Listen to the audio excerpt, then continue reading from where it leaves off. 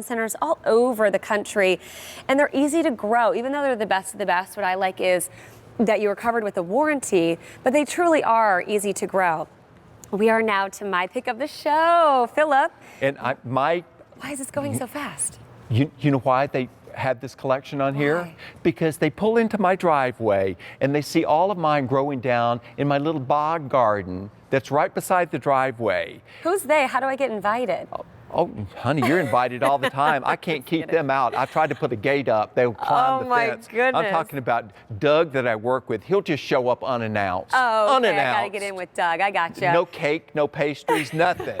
So my pick of the show is M58825. Well, that's not nice. It's a three-piece jumbo Japanese iris set. It's pretty new to the collection, like as in 8 days ago. We brought this to you. And here you're getting it on a special low featured price. So what exactly are you getting in this three-piece collection, Philip? Of all the irises out there, the Japanese iris, and particularly these varieties, are the largest. I mean, they're big, and the German iris, you know, they go up like this and then they go down like that. These are flat. These are gorgeous representations of the size and the color that you can have in your garden. I've got mine growing in a wet area, you know, where the gutter comes out and it stays so wet that everything rots. These love that. But they will also work in regular garden soil. They'll work in a container. What I've got out in my wet area, I actually dug it out a little bit so it stayed wetter. I've got a birdhouse right in the middle of it that sits up high, and all the Japanese iris in these different colors planted around it. And these rock, because what I would do, because of the flat surface, I would get up on a step ladder and then shoot pictures straight down on it, and it looks like a giant mosaic. The pictures are fabulous looking. That sounds gorgeous. It's the best of all the things I love to photograph in the garden. This is my favorite flower to photograph. I really suggest picking up Philip's book if you don't have it at QVC.com, because you will get so inspired and get so many great ideas. This we started with we started with over 7,000, now fewer than 2,000 remain. And what's great about this is I don't know a lot about flowers, but I know I like an iris. That's why I picked it for my pick of the show.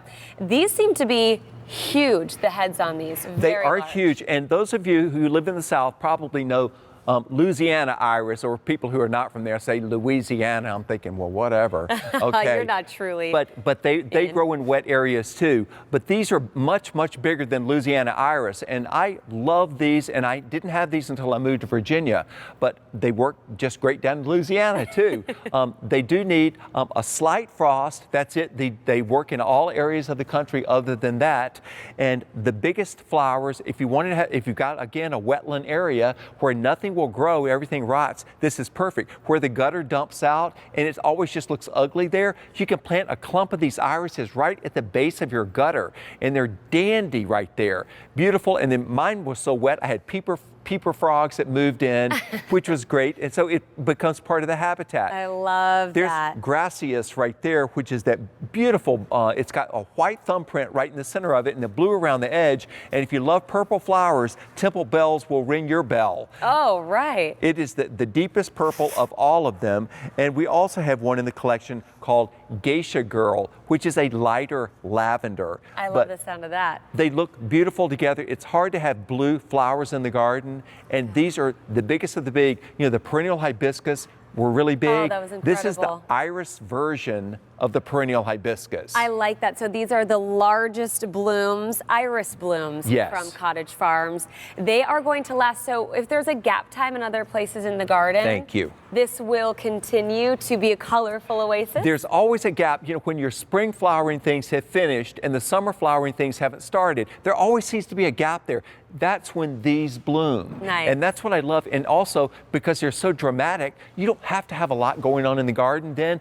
They carry on the show. If you've only got one garden, and by the way, they multiply like crazy. Oh, good. And as you can see, they've got all this great foliage that it's like, you know, Moses in the bulrushes, except, I mean, these are beautiful flowers. Moses would like to have been in these. Sure. But it's got the great foliage. If you like ornamental grasses, that's a great look. So even when they're not blooming, the foliage adds great texture, because when the wind hits it, it's just really a handsome look. So what do you mix these in with, or do you keep them in the containers? Do you prefer to scatter them in You can put them in any kind of garden situation because they'll grow with the daylilies, they'll grow with the coneflowers because it doesn't have to be a wet area. It could be a regular garden bed. I just mentioned the wet area because it's often a problem for people. It's like, what can we put in that area where everything rots? This works there, but you can mix this in with any other perennials that you have. And in fact, for the sun, these do like lots of light. Oh my goodness, so I believe that we have fewer than 250 in the cone flowers remaining. Okay. So if you'd like to scatter them in, these ideas that we are giving you as we are coming to the very end of our growing season here at QVC, we're saying bye-bye to Philip in 10 days. Our quantity is getting very limited, and that's really true throughout the show. This particular one, we started with 7,000. 1,500 now remain. You're getting 3 colors of the pink. So you'll be getting one of the Geisha Girl, that soft lavender pink. You'll be getting one of that beautiful brushed lavender purple, and then also the lavender blue.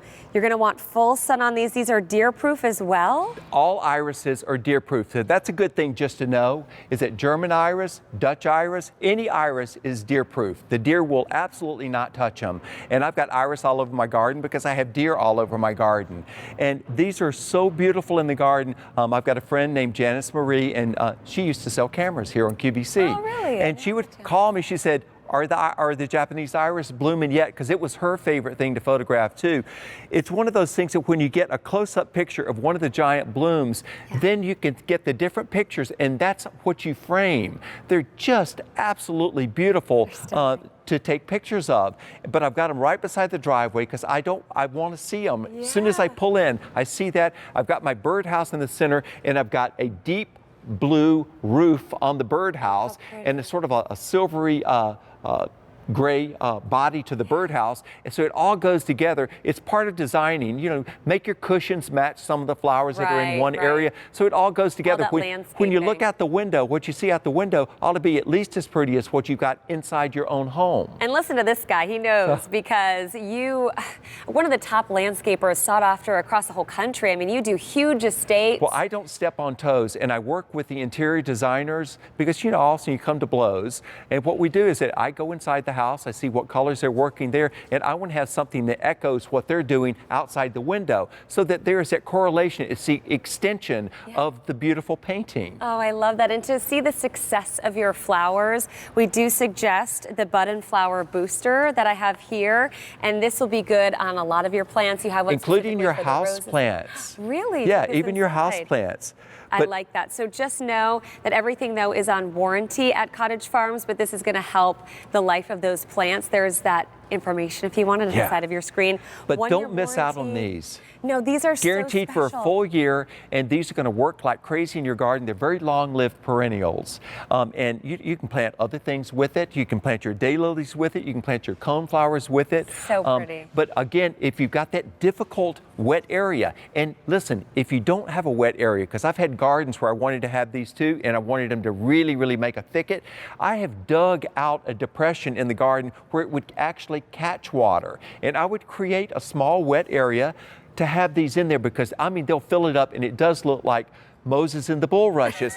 That's what it looks like, but it becomes a habitat garden. You'll have red-winged blackbirds that will want to come into that area. You'll have peeper frogs in there, and if it's a big enough area, you'll even have bullfrogs that move into the area. But it just adds a whole nother dimension. And when I was listening to Douglas Brinkley talk about, you know, the park system and how they dedicated the Everglades as a big park, it was all about, you know, not just the plants that were there. It was about the insects. It was about the animals. It was the whole life. The whole life flowers thing. Will bring Our beautiful, beautiful earth. And bringing in new life into your garden this season, right? So yes. What do you think about spending out time outside come the spring and summer months? You want to be surrounded by these colorful oases. If you enjoy iris, This is the largest bloom iris that Cottage Farms will offer. It's so big. Huge. What do you think the diameter is Well, on this? the ones in my garden, they get 6 or 7 inches across. They're absolutely flat, which means you can get a really good picture. You know, some flowers that are curved, when you try to get a picture of it, it's out of focus in some part of the flower. But because this is flat, every part of the flower is in focus. Even if you don't have a good camera, you can take it with the phone. If you like these, fewer than 1,200 in this collection remain, and the cone flowers about 100 now. Oh, so dear. we're getting They'll be limited gone. on most everything in this show. Everything in the show on free shipping and handling. The lilies that you just saw, I'm sorry, the irises, excuse me, M58825.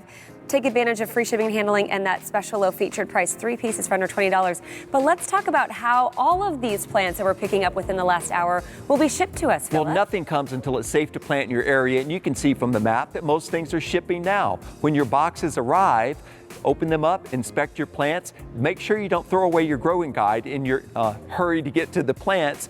And if you can't plant straight away, put the plants in a window if they're fully grown and give them a little bit of water. If you've never gardened before, this is a good place to be starting, because at Cottage Farms, we aren't happy if you aren't happy.